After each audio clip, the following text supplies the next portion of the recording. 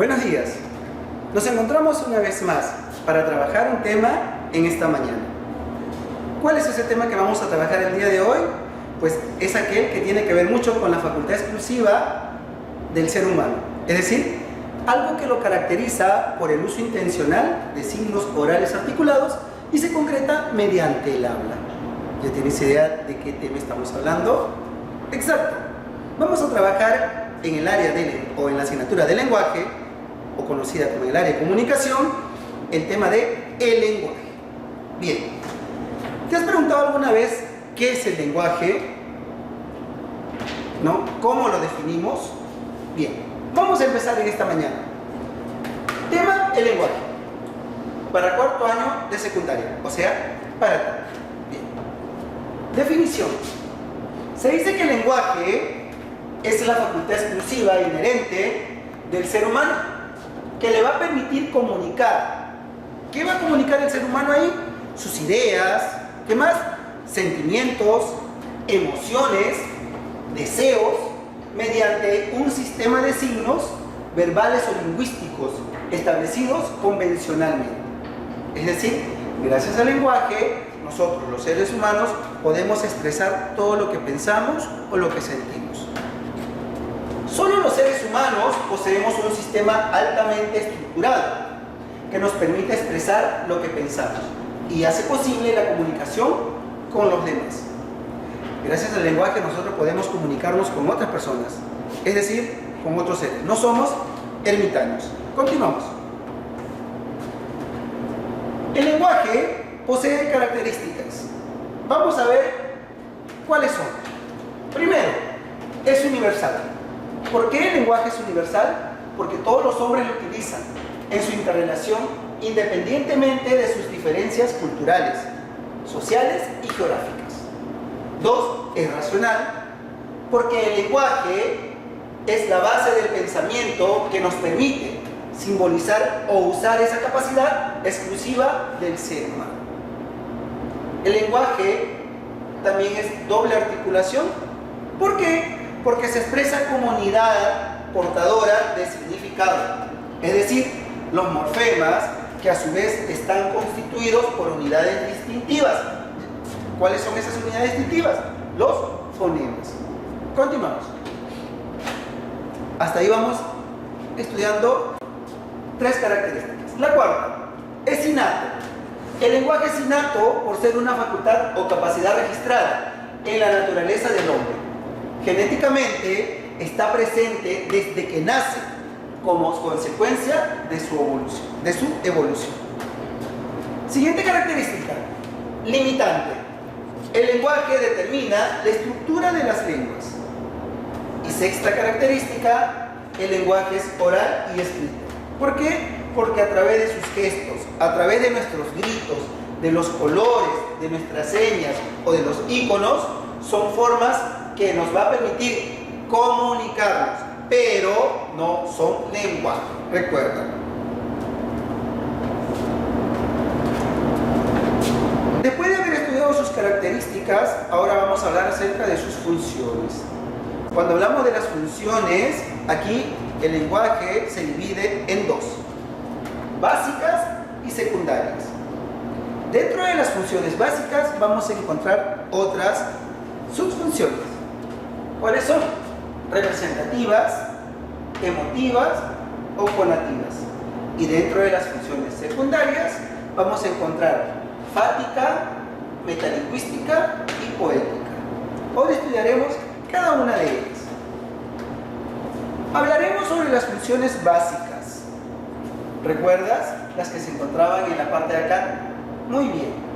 Estas funciones fueron propuestas por un gran lingüista. ¿Quién es ese lingüista? Karl Bühler. ¿Qué es lo que nos dice Karl Bühler? En la primera función representativa, llamada también como denotativa o referencial. En esta función, esta función se conoce también con el nombre de función declarativa, función interactiva o informativa. En esta función, el emisor trata sobre temas de la realidad. Hablamos del emisor. Quiere decir entonces que en este tipo de funciones vamos a incluir a los elementos de la comunicación. ¿Y qué es lo que hace el emisor? Aparte de tratar sobre temas de la realidad, los va a manifestar de forma objetiva. ¿Qué más? Su mayor uso va a ser o van a estar en las noticias o en los documentos históricos, y a su vez se relaciona con el referente. En esta función representativa o llamada también denotativa o referencial, el mensaje, que es otro elemento de la comunicación, contiene o informa algo de la realidad. Por ejemplo, vamos a empezar por esto primero. Hace demasiado frío. Eso lo expresamos o lo decimos cuando estamos en una estación diferente al verano, al otoño o a la primavera, ¿verdad? ¿Cuándo se da esta expresión? En la estación de invierno, algo real, ¿verdad? Exacto. El Perú es un país multilingüe y pluricultural. Es algo real también. Los jóvenes asistieron a la misa. Se convierte en realidad cuando se ve o se cuenta con la presencia de la persona. Pronto saldrán los resultados del examen. Obviamente, si es que se da, ¿no?, un examen de por medio. Lo haremos la próxima semana. Y por último, nadie ha logrado aún concluir la tarea. Entonces, si te das cuenta, esta función representativa, a través del emisor, nos da a conocer temas reales. Continuamos. La función emotiva, llamada también expresiva o sintomática. ¿En qué consiste esta función? Es la función que se centra en el emisor, pues este expresa sus emociones, sus sentimientos, dando así a conocer su punto de vista y descubriendo su ¿qué? Su estado de ánimo. ¿Cómo se conoce esta función? Recuérdalo, aparte de emotiva, expresiva. Ejemplos. Te quiero mucho. Te extraño como no tienes idea. Eres lo más importante para mí. Te adoro cada día más. ¡Que vive el Perú! O cuando pronunciamos ¡ay! ¿Verdad? Entonces, esta función emotiva va a permitir de que el emisor exprese ¿qué? Sus sentimientos, sus emociones, y que descubra en él su estado de ánimo y de a conocer su punto de vista. Continuamos. Función conativa. Esta función es llamada también como apelativa. Se le conoce también con los nombres de imperativa o exhortativa. Ya hemos escuchado esas palabras, ¿verdad? Bien, recordemos un poquito, tratemos de recordar. Dice, busca atraer la atención ¿de quién? Del receptor. ¿Para qué? Para lograr influir en su voluntad. Es decir, esto se hace o se da a través de ¿qué? De órdenes, de mandatos o de peticiones. La finalidad de la función conativa es mover la voluntad ¿de quién? Del receptor, o persuadirla para que cumpla una orden, una súplica o conteste una pregunta. Tenemos un ejemplo. Por favor, sírveme el café. ¿Qué vendría a ser? ¿Una orden, una súplica o una pregunta? A ver. Cierra esa puerta, por favor. Se prohíbe fumar. No botes la basura por la ventana del carro. Si te das cuenta, cada uno de estos ejemplos cumplen cada una de esta finalidad. Bien, continuamos. Después, ahora tenemos las funciones secundarias. ¿Cuáles eran las que habíamos estudiado antes? Las básicas. ¿Por quién? Por el lingüista, ¿no? En este caso, las funciones secundarias son señaladas o estudiadas o expresadas por Roman Jakobson. ¿Qué es lo que nos dice Roman Jakobson? Tenemos en la primera función, la función fática o conocida también de contacto, nos dice que esta función se relaciona con el soporte físico de la comunicación. Es decir, otro elemento más. ¿Cuál es ese elemento? Está el canal. En esta función lo importante es la relación que se establece entre el emisor y el receptor. ¿Para qué? Para iniciar o para mantener o concluir la comunicación. ¿Verdad? Tenemos un ejemplo. Aló, aló. ¿Qué calor? No. Buenos días. 1, 2, 3. Probando. ¿Me escuchas? Entonces, a través de estos ejemplos nos damos cuenta que la función fática va a relacionarse siempre con el soporte físico de la comunicación para darlo a conocer. ¿Cuál es? El canal. Continuamos. La función metalingüística, llamada también odiglosa. ¿Qué es lo que hace esta función? Busca mejorar la utilización del código a través de la explicación de su uso. Es decir, se emplea el lenguaje para estudiar y comprender el mismo lenguaje en sus aspectos ortográficos, semánticos, sintácticos y gramaticales. Tenemos ejemplos. Dice, la oración posee una estructura bimembre. El sustantivo es una palabra variable. El diptongo es la unión de dos vocales en una misma sílaba. La oración se divide en sujeto y predicado. La palabra murciélago tiene 4 sílabas. El núcleo del predicado es el verbo. Y el lenguaje es una facultad exclusivamente del hombre.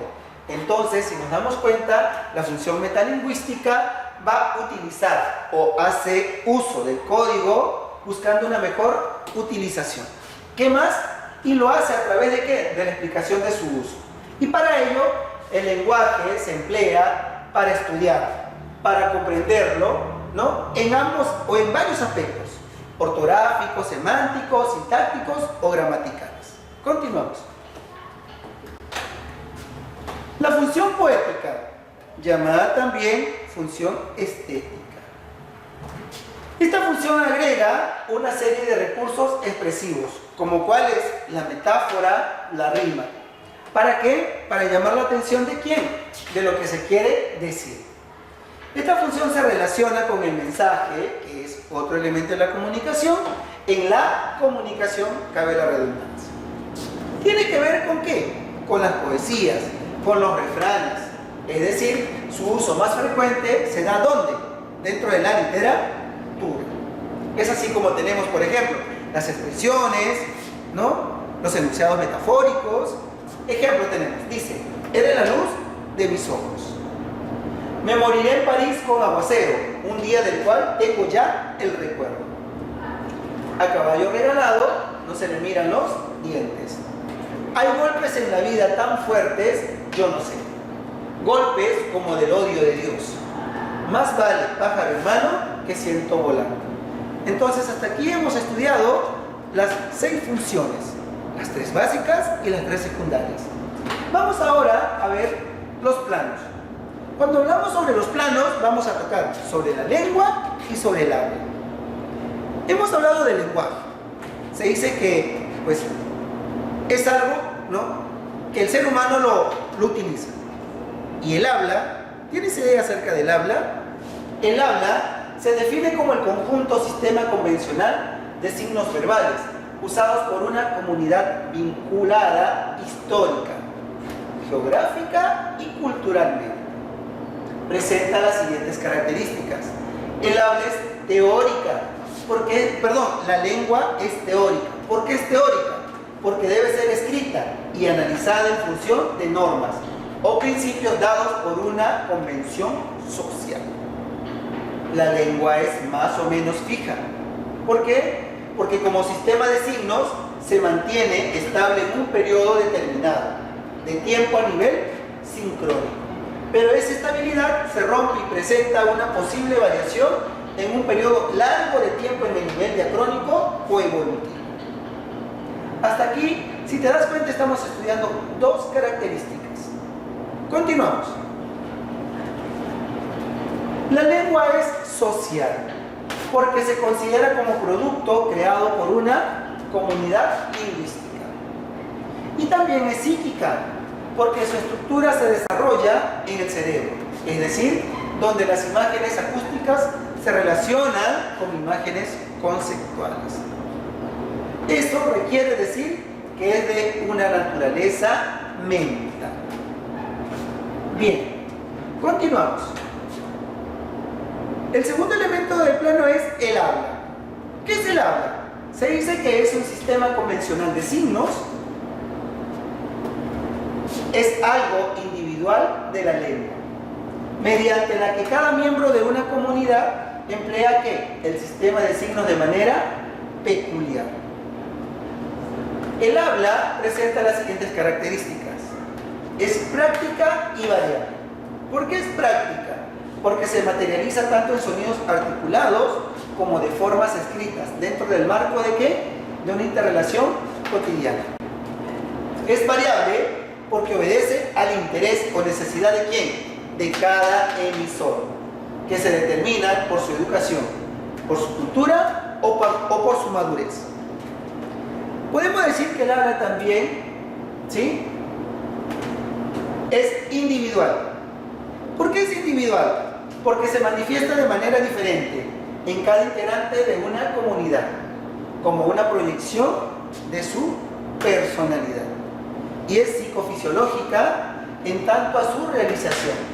Implica una actividad mental, la participación en nuestros órganos y la materialización. Hasta aquí hemos estudiado las características tanto de la lengua y del habla. Ahora, entramos a las variaciones de la lengua. Tenemos tres. La primera dice dialecto o variación diatópica, sociolecto o variación diastrática y idiolecto o variación diafásica. ¿Qué es eso?, me preguntarás. Vamos a definirlo a continuación.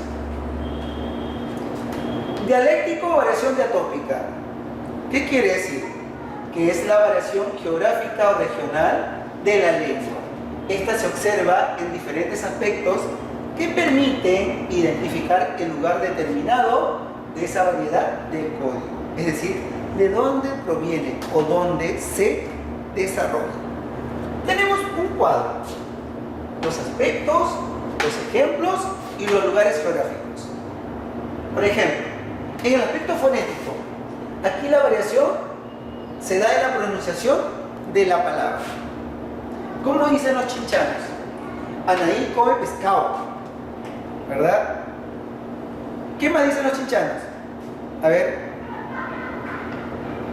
Sube para arriba, también lo dice, ¿no? Otro. Estoy feliz. ¿Quiénes pronuncian así? Los que viven en o los que provienen de Iquitos, selva, ¿verdad? En el aspecto morfológico, la variación se da en la estructura de la palabra. Tenemos dos. Córtame el pelo chiquitito.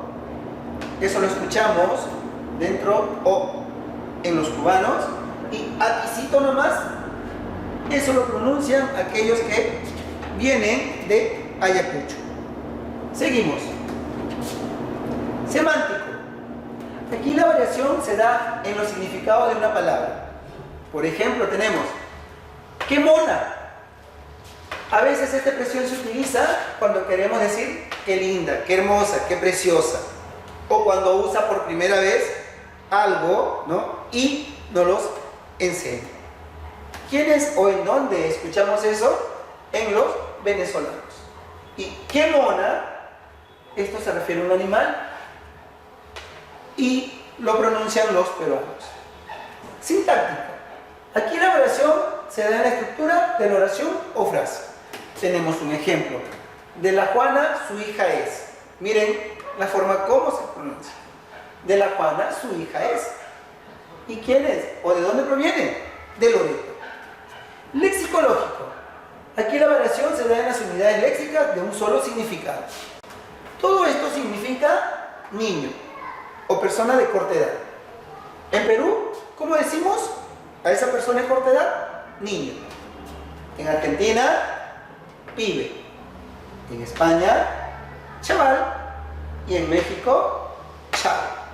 Entonces, si te das cuenta, aquí es de acuerdo al lugar o a la zona geográfica. Continuamos.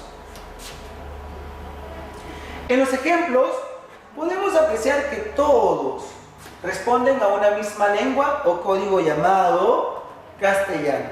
Pero sin embargo, según la variación, se puede identificar a qué lugar geográfico corresponde cada expresión. Segunda función, tenemos la función sociolecto o variación diastrática. Aquí es la variación de la lengua debida a factores socioeconómicos y culturales, que se manifiesta en diferentes niveles de la lengua. Vamos a observar el siguiente cuadro. ¿Has escuchado alguna vez de la lengua estándar, superestándar o subestándar? Sí, o quizás no. Aquí lo vamos a estudiar. Nivel superestándar.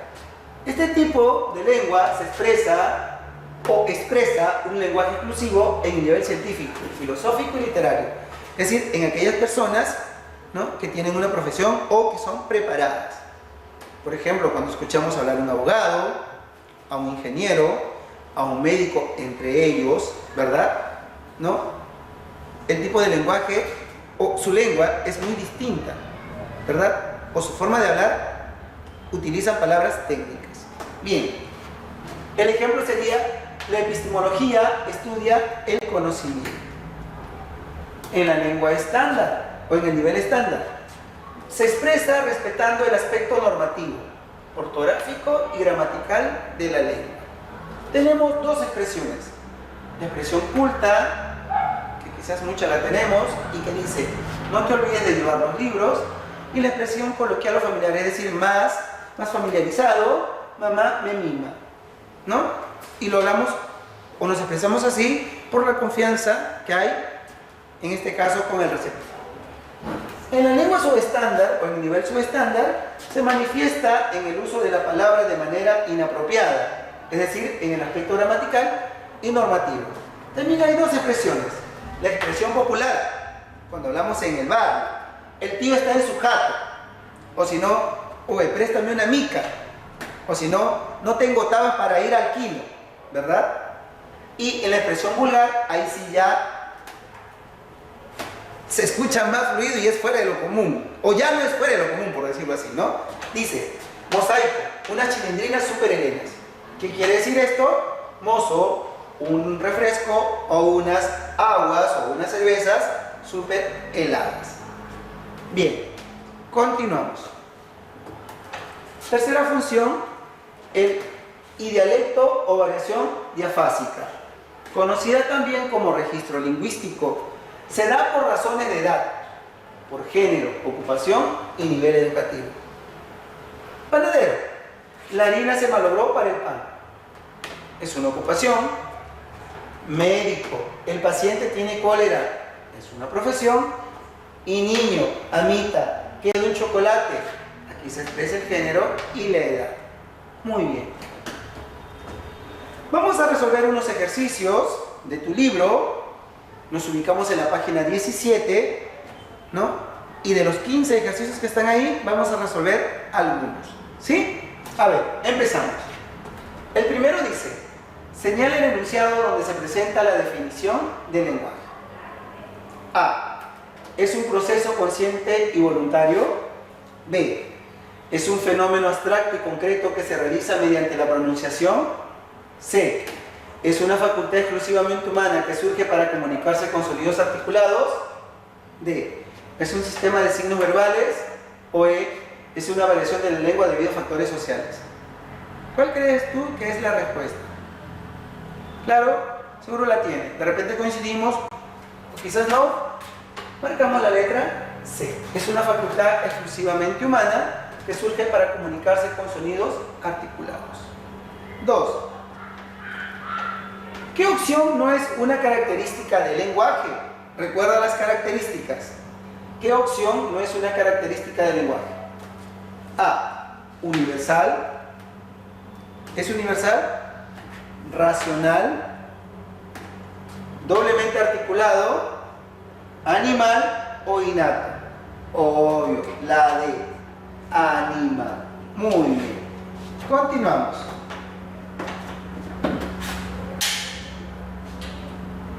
Vamos a borrar. Bien. Ejemplo número 3. o ejercicio número 3.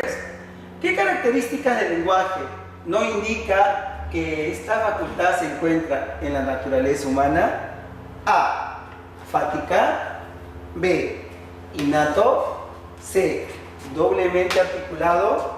D. Universal. O E. Racional. ¿Cuál es? La racional. Muy bien. 4. ¿Cuál es la unidad mínima de la segunda articulación? 4. ¿Cuál es la unidad mínima de la segunda articulación? Ese pequeño concepto lo encontramos en un cuadrito muy pequeño en la parte superior de una de tus páginas de libro, incluido en este tema. Las alternativas tenemos A. Morfema. B. Fonema. C. Fono. D. Morfo. O E. Sílaba. ¿Cuál es la respuesta? Fonema. Muy bien. 5. ¿Cómo se llama la unidad mínima de la primera articulación? A. Morfema. B. Fonema. C. Fono. D. Morfo. O E. Sílaba. ¿Cuál es? Correcto. Fonema. 6. ¿Qué característica del lenguaje es la que señala que todos los seres humanos utilizan dicha habilidad para comunicarse? Repito, ¿qué característica del lenguaje es la que señala que todos los seres humanos utilizan dicha habilidad para comunicarse? A. Aprendiendo. B. Doblemente articulado. C. Innato. D. Exclusivamente humano. O E. Universal. Exacto. Universal. Muy bien, continuamos.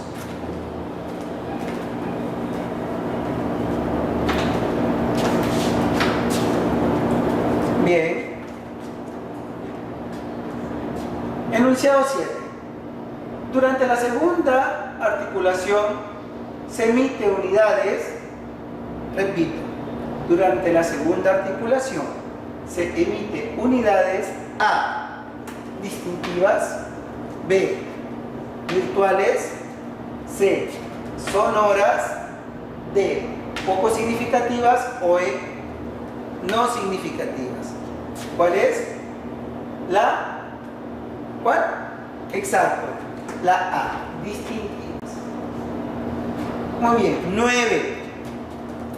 ¿Cómo se llama el lingüista que planteó la doble articulación del lenguaje?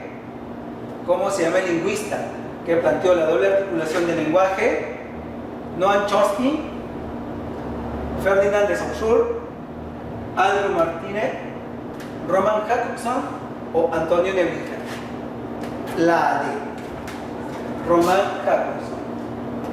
Y 11. En la materia no se crea ni se destruye, solo se transforma. ¿Cuál es la función que predomina?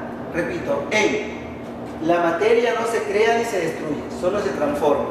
¿Cuál es la función que predomina? A. Metalingüística. B. Poética. C. Representativa. D. Fática. O E. Expresiva. ¿Cuál es? La C. Representativa. Los demás ejercicios que no lo hemos desarrollado, lo vas a hacer tú con ayuda de mamá o de papá, y de esa manera luego, una vez ya resueltos, vas a tomar foto y lo vas a enviar al correo que se te está haciendo llegar. Te estoy dejando aquí en el recuerda los ejercicios para desarrollar. 8, 10, 12, 13, 14 y 15 de la página 17 y 18 de tu libro.